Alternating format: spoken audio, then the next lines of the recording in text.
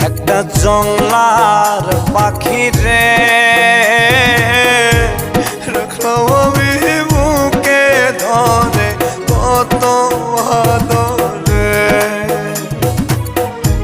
যতন কইরা একটা জংলার পাখি রে রাখলাম আমি